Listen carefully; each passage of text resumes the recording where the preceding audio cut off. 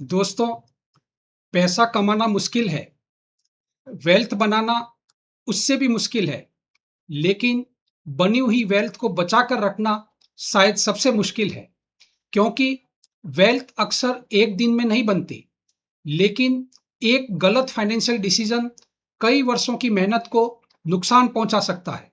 इस सीरीज के पहले 2 पार्ट्स में हमने वेल्थ क्रिएशन की फाउंडेशन बनाई। हमने जाना जल्दी शुरुआत के बारे में, कंपाउंडिंग, सेविंग, लाइफस्टाइल और फाइनेंशियल बिहेवियर के बारे में।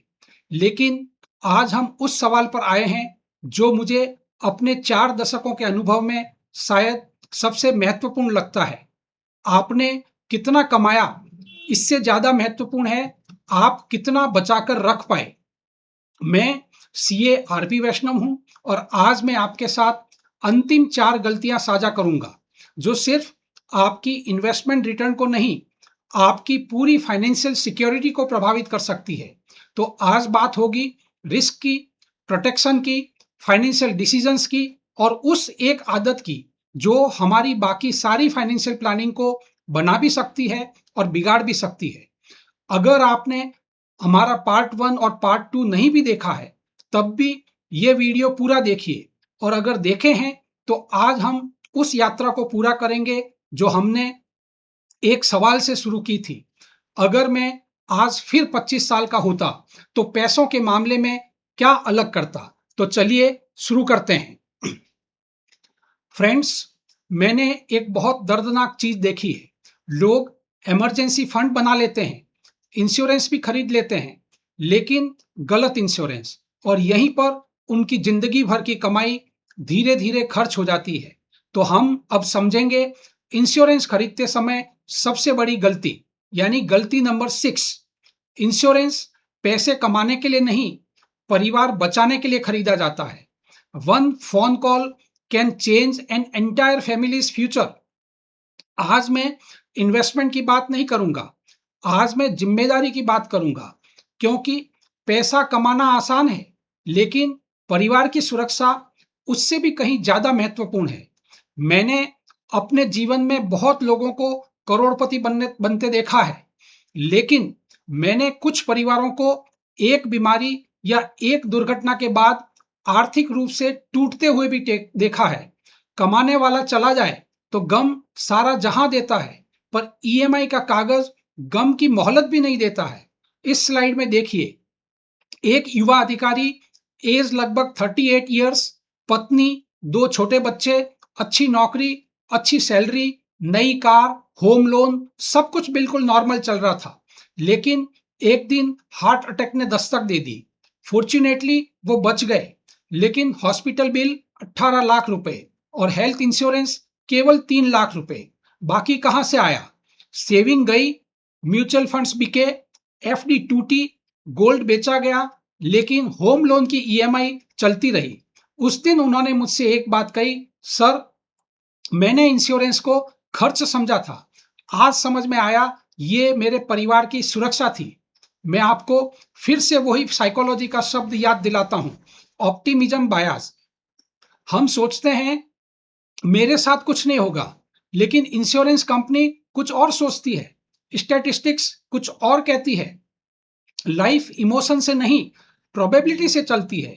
इंश्योरेंस खरीदते समय कुछ लोग प्रीमियम देखते हैं, क्लेम नहीं, और इन्वेस्टमेंट प्लान इतना ध्यान से पढ़ते हैं जितना इंश्योरेंस पॉलिसी भी नहीं पढ़ते। कॉर्पोरेट फाइनेंस में रिस्क मैनेजमेंट का सबसे महत्वपूर्ण सब्जेक्ट्स में से एक है। कोई भी बड़ी कंपनी सिर्फ प्रॉफिट पर नहीं चलती, वो रिस्क को भी मैनेज करती है। इंश्योरेंस लेती है, कॉन्टिजेंसी बनाती है, बैकअप प्लान बनाती है। तो फिर हम अपने परिवार के सीईओ होकर रिस्क मैनेजमेंट क्यों नहीं करते? अगर आपकी फैमिली इनकम साल की 18 लाख रुपए है और बैलेंस वर्किंग लाइफ 25 ईयर्स है, तो इसका मतलब है आपका future income at risk is 4 to 5 crore. Means आपको लाइफ इंश्योरेंस चाहिए कम से कम 1 से 2 करोड़ का टर्म कवर, और उसका एनुअल प्रीमियम होगा लगभग 15,000 से 25,000 रुपए। तो आप सिर्फ 20,000 रुपए बचाने के लिए 4 करोड़ का रिस्क ले रहे हैं। क्या यह अच्छा सौदा है? लेकिन इंश्योरेंस लेते समय एक बात याद रखिए, insurance is not equal to investment. Friends, मैं ये बात पूरी जिम्मेदारी से कह रहा हूं। इंश्योरेंस का पहला उद्देश्य रिटर्न कमाना नहीं है। इंश्योरेंस का उद्देश्य है अपनी रिस्क को इंश्योरेंस कंपनी के ऊपर ट्रांसफर करना। इंश्योरेंस आप अलग से करो और इन्वेस्टमेंट आप अलग से करो और इंश्योरेंस को अलग रखो। इंश्योरेंस और इन्वेस्टमेंट को मिक्स मत करो। यही सबसे सरल और सबसे मजबूत फाइनेंशियल प्लानिंग है। इंश्योरेंस नीड के लिए होता है, ग्रीड के लिए नहीं। छाता बारिश रोकने के लिए होता है, धूप सेकने के लिए नहीं। इंश्योरेंस परिवार बचाने के लिए होता है, रिटर्न कमाने के लिए नहीं। By insurance hoping that it will never be used and by investments hoping that they will grow for ever. तो आज ही अपनी अलमीरा में से अपनी सारी पॉलिसीज निकालिए और 3 सवाल पूछिए। सवाल नंबर 1, अगर आज मैं घर ना लौटूं तो क्या मेरे परिवार को पर्याप्त आर्थिक सुरक्षा मिलेगी? क्वेश्चन नंबर 2, अगर कल 20 लाख रुपए का हॉस्पिटल बिल आ जाए तो क्या मेरा इंश्योरेंस पर्याप्त है? और क्वेश्चन नंबर 3, क्या मैंने इंश्योरेंस को प्रोटेक्शन समझकर खरीदा है? अगर तीनों के उत्तर स्पष्ट रूप से नहीं है तो आज ही रिव्यू कीजिए। मैं हर वर्ष एक काम करता हूं, एनुअल फाइनेंशियल रिव्यू, लेकिन उससे भी पहले करता हूं रिस्क रिव्यू, क्योंकि वेल्थ रिस्क को मैनेज करने के बाद ही मीनिंगफुल होती है। लेकिन दोस्तों, एक और गलती मैंने बार बार देखी है। लोग इंश्योरेंस भी ले लेते हैं, इमरजेंसी फंड भी बना लेते हैं, लेकिन इनकम टैक्स प्लानिंग आखिरी हफ्ते में करते हैं और हर साल अनावश्यक टैक्स देते रहते हैं। तो अब हम समझेंगे गलती नंबर 7, टैक्स प्लानिंग के बारे में। दोस्तों, टैक्स प्लानिंग से टैक्स बचाना भी कमाई का ही एक तरीका है, लेकिन याद रखिए, टैक्स बचाना और टैक्स छिपाना दोनों अलग अलग बातें हैं। मैं चार्टर्ड अकाउंटेंट हूं और मैंने पिछले 4 दशकों में हजारों इनकम टैक्स रिटर्न्स देखे हैं, करोड़ों रुपए के टैक्स कैलकुलेशंस किए हैं और एक बात मैंने बार बार देखी है, लोग पैसा कमाने के लिए पूरे साल मेहनत करते हैं, लेकिन टैक्स बचाने के लिए मार्च के लास्ट वीक का इंतजार करते हैं। साल भर सोते रहे, मार्च में जागे हैं। प्लानिंग वाले आगे निकल गए, सोने वाले अभागे हैं। हमारे ऑफिस के एक युवा अधिकारी मेरे पास आए, सैलरी अच्छी थी, बोनस भी मिला, लेकिन टैक्स अपेक्षा से बहुत अधिक आया। उन्होंने कहा, सर कुछ कीजिए। मैंने पूछा, टैक्स प्लानिंग कब शुरू की? उसने कहा, आज। तो मैंने उनको बोला, आज प्लानिंग नहीं, आज तो सिर्फ डैमेज कंट्रोल हो सकता है। साइकोलॉजी में इसे कहते हैं प्रोक्रेस्टिनेशन बायस। हम जो काम आज कर सकते हैं उसे मार्च तक टाल देते हैं। Health checkup, insurance review, tax planning, retirement planning सब अगले महीने से शुरू होता है। लेकिन फाइनेंशियल प्लानिंग कैलेंडर से नहीं, हैबिट से होती है। कॉर्पोरेट वर्ल्ड में कोई भी बड़ी कंपनी 31 मार्च को टैक्स प्लानिंग शुरू नहीं करती, वो 1 अप्रैल से प्लानिंग शुरू कर देती है। बकायदा बजट बनता है, कैश फ्लो बनता है, इन्वेस्टमेंट प्लान बनता है, रिस्क प्लान बनता है। तो फिर हम अपने घर की कंपनी को ऐसे क्यों नहीं चला सकते? और हाँ, एक और बात, कई बार लोग 100 रुपए का टैक्स बचाने के लिए 500 रुपए का गलत फाइनेंशियल प्रोडक्ट ले लेते हैं। मार्च के आखिरी हफ्ते में जल्दबाजी में खरीदा हुआ कोई भी प्रोडक्ट अक्सर ऐसा ही होता है। इसलिए हर प्रोडक्ट में देखिए return after tax, risk after tax, liquidity after tax. और अब एक खास बात, टैक्स सेविंग की कंपाउंडिंग पावर समझिए। मान लो आपकी एनुअल इनकम 18 लाख रुपए है, तो प्रॉपर टैक्स प्लानिंग से आप लीगली हर साल 50,000 रुपए टैक्स सेविंग कर सकते हैं। और अगर वो ही 50,000 रुपए हर साल 12% पर 30 साल तक इन्वेस्ट करते रहे तो आपका टोटल इन्वेस्टमेंट हो जाता है 15 लाख रुपए। और वो 15 लाख का इन्वेस्टमेंट 30 साल में ग्रो हो जाता है लगभग 1.40 करोड़। देखिए, आपने टैक्स भी बचा लिया और उसी बचाए हुए टैक्स के पैसे से आपने एक सेकंड इनकम खड़ी कर दी। इसलिए मैं कहता हूं, टैक्स सेविंग भी कंपाउंडिंग से फायदा लेने का एक तरीका है। और एक बात मैं हमेशा कहता हूं, टैक्स पेमेंट देश निर्माण के लिए जरूरी है और हर नागरिक को ईमानदारी से कानून के अनुसार टैक्स देना चाहिए, लेकिन उतना ही जितना कानून कहता है, उससे 1 रुपया भी ज्यादा नहीं और 1 रुपया कम भी नहीं। ये कोई टैक्स चोरी नहीं है, ये टैक्स प्लानिंग है। और टैक्स प्लानिंग और टैक्स चोरी में जमीन आसमान का अंतर है। A wise person never evades tax, a wise person plans tax. लेकिन दोस्तों, एक गलती टैक्स से भी महंगी होती है। आजकल यंगस्टर्स में मैं यही गलती सबसे ज्यादा देख रहा हूं। वो अपनी फाइनेंशियल डिसीजंस एक्सपर्ट से कम और सोशल मीडिया से ज्यादा लेने लगे हैं। तो आइए समझते हैं। गलती नंबर 8 जो है सोशल मीडिया और व्हाट्सएप यूनिवर्सिटी की सलाह पर पैसा लगाना। दूसरों की कन्विक्शन पर अपना पैसा कभी मत लगाइए। Never outsource your conviction. कभी कभी मैं सोचता हूं, अगर स्टॉक मार्केट व्हाट्सएप यूनिवर्सिटी से चलता तो आज शायद भारत का हर आदमी करोड़पति होता।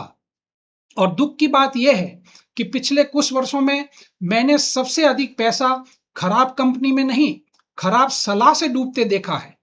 मशवरे मुफ्त मिलते हैं यहां, हर गली हर मोड़ पर, मगर डूबता वही है जो चलता है बिना सोचकर।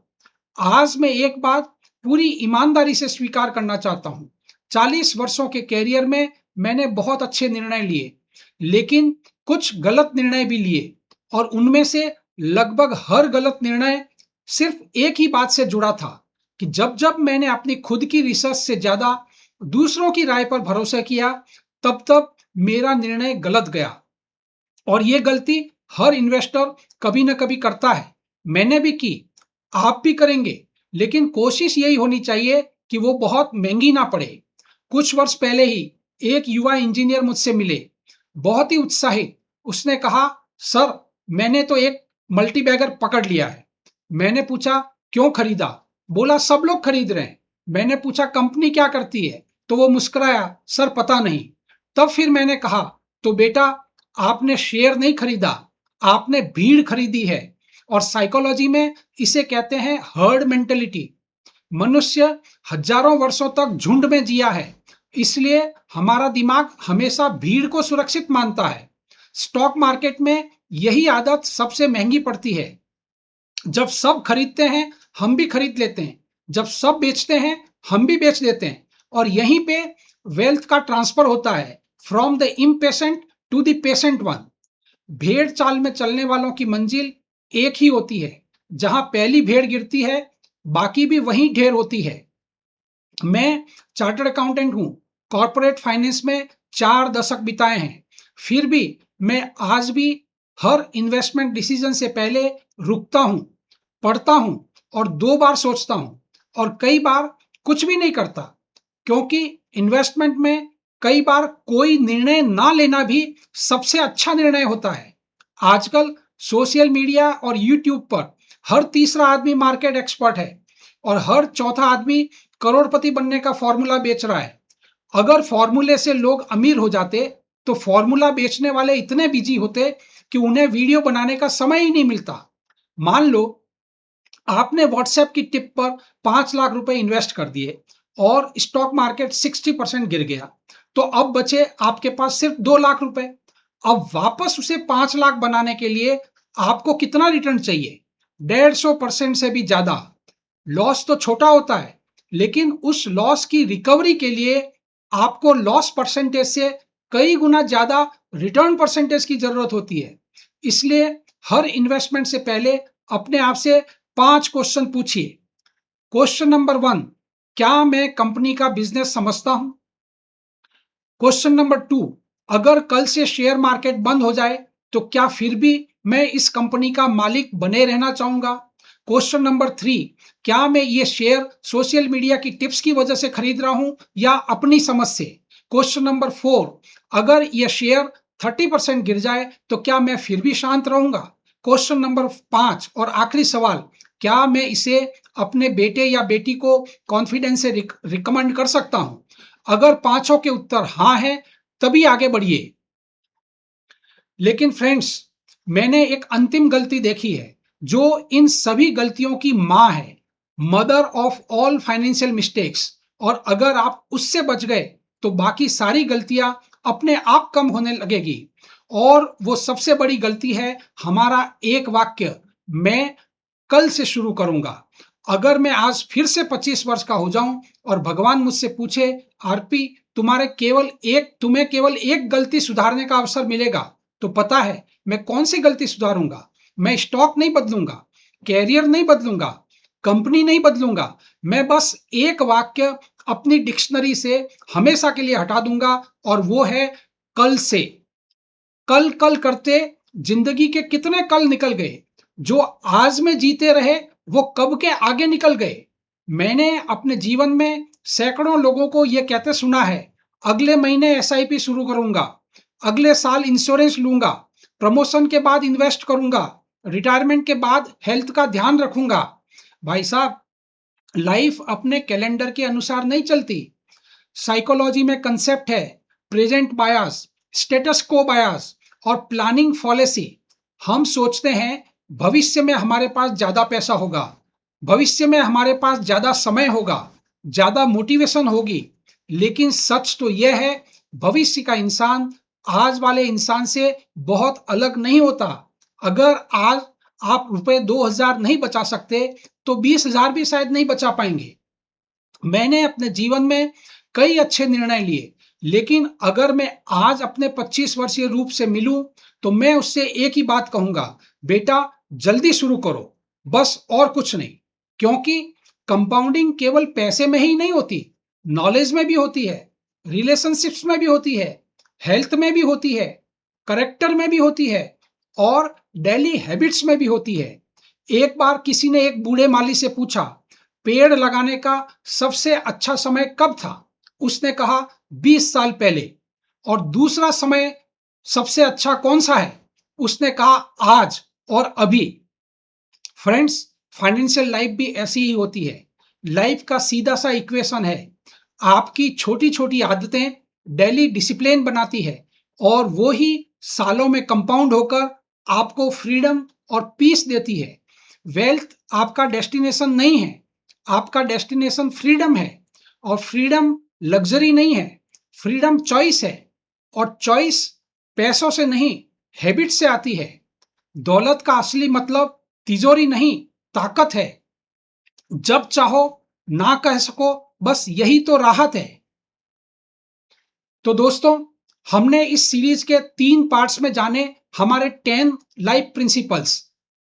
Earn with integrity, save before spending, control lifestyle inflation, invest in yourself, use the loan carefully, prepare for emergencies, protect your family, plan your taxes, think independently, no social media, और फाइनली स्टार्ट टुडे। यही समय है, सही समय है। Friends, ये 10 हमारे investment rules नहीं है, ये लाइफ रूल्स है। आप करोड़पति बनोगे या नहीं, ये इतना महत्वपूर्ण नहीं है। लेकिन आप ईमानदार बनोगे या नहीं, अनुशासित बनोगे या नहीं, जिम्मेदार बनोगे या नहीं, दयालु बनोगे या नहीं, वो आपकी पूरी जिंदगी तय करेगा। और एक दिन जब तुम मेरी उम्र के हो जाओगे, तो तुम पैसे से ज्यादा मेमोरीज को गिनोगे। इसलिए ऐसी जिंदगी बनाना जिस पर तुम्हें गर्व हो। दौलत तो आती जाती है, किरदार सदा रहता है। वक्त की अदालत में बस नाम नेक ही चलता है। तो दोस्तों, हमारी इस सीरीज की ये यात्रा यहाँ पे पूरी होती है। हमने 3 वीडियोस में फाइनेंशियल मिस्टेक्स की बात की, लेकिन अगर आप गौर करें, तो इनमें से ज्यादातर गलतियां वास्तव में पैसे की गलतियां थी ही नहीं। वे थी समय की, आदतों की, धैर्य की, बिहेवियर की और डिसीजन मेकिंग की। शायद इसीलिए 4 दशक फाइनेंस में बिताने के बाद मेरी सबसे बड़ी सीख ये नहीं है कि कौन सा इन्वेस्टमेंट सबसे ज्यादा रिटर्न देता है। मेरी सबसे बड़ी सीख है, आपका फाइनेंशियल फ्यूचर आपके इन्वेस्टमेंट प्रोडक्ट से कम और आपकी फाइनेंशियल हैबिट से ज़्यादा बनता है।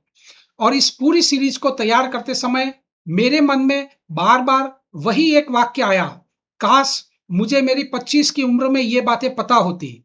लेकिन फिर मैंने सोचा, जो बातें मुझे 25 की उम्र में पता नहीं थी, अगर आज किसी 25 वर्षीय युवा तक पहुंच जाए, तो शायद फिर मैं समझूंगा कि देर कभी हुई ही नहीं थी। इसलिए अगर आज मेरे सामने मेरा 25 वर्षीय रूप बैठा होता, तो मैं उसे कोई स्टॉक टिप नहीं देता, कोई मल्टी बैगर नहीं बताता, कोई गेट रिच क्विक फॉर्मूला नहीं देता। मैं उसके कंधे पर हाथ रखकर बस इतना कहता, बेटा जल्दी शुरू करो, कमाई से कम खर्च करो, दिखावे से दूर रहो, अपने ऊपर निवेश करो, कर्ज को समझकर इस्तेमाल करो, अपने परिवार को सुरक्षित रखो, दूसरों की राय सुनो, लेकिन निर्णय खुद लो और कल का इंतजार मत करो। क्योंकि फाइनेंशियल फ्रीडम किसी एक बड़े फैसले से नहीं मिलती, वो मिलती है सैकड़ों छोटे और सही फैसलों से। और याद रखिए, पैसा कंपाउंडिंग से बढ़ता है, लेकिन विजडम शेयरिंग से बढ़ती है। अगर इस 3 पार्ट सीरीज ने आपको कुछ नया सोचने पर मजबूर किया है, तो इसे अपने किसी बेटे, बेटी, भाई, बहन, मित्र या ऐसे युवा के साथ जरूर साझा कीजिए जिसे शायद इसकी जरूरत हो। क्योंकि हो सकता है आपके एक शेयर से किसी के फाइनेंशियल लाइफ के 10-20 साल बदल जाएं। और अगर आपको लगता है कि फाइनेंस की बातें घुमाकर नहीं, समझाकर की जानी चाहिए, तो विजडम ऑफ वेल्थ इंडिया से जुड़े रहिए। यहाँ हमारा उद्देश्य आपको ये बताना नहीं है कि आपका पैसा कहाँ लगना चाहिए। हमारा प्रयास है कि जब भी आप पैसा लगाएं, फैसला समझदारी से हो और आपका अपना हो। मैं हूं सीए आरपी वैष्णव, और मैं आपसे फिर मिलूंगा किसी नए फाइनेंशियल सवाल के साथ, किसी नए अनुभव के साथ, और शायद अपनी जिंदगी की किसी और ऐसी सीख के साथ जिसे जानने के लिए आपको 40 साल का इंतजार ना करना पड़े। अगर आपने हमारी इस सीरीज के पहले के पार्ट्स नहीं देखे हैं, तो उनके लिंक्स हमने डिस्क्रिप्शन में दे दिए हैं। अगर यह सीरीज आपके किसी अपने की जिंदगी बदल सकती है, तो उस तक जरूर पहुंचाइए। सब्सक्राइब कीजिए, शेयर कीजिए और कमेंट में लिखिए कि इन 10 रूल्स में से कौन सा रूल आप आज से शुरू कर रहे हैं, और सबसे जरूरी है, आज से ही शुरू कीजिए। धन्यवाद। जय हिंद, जय भारत।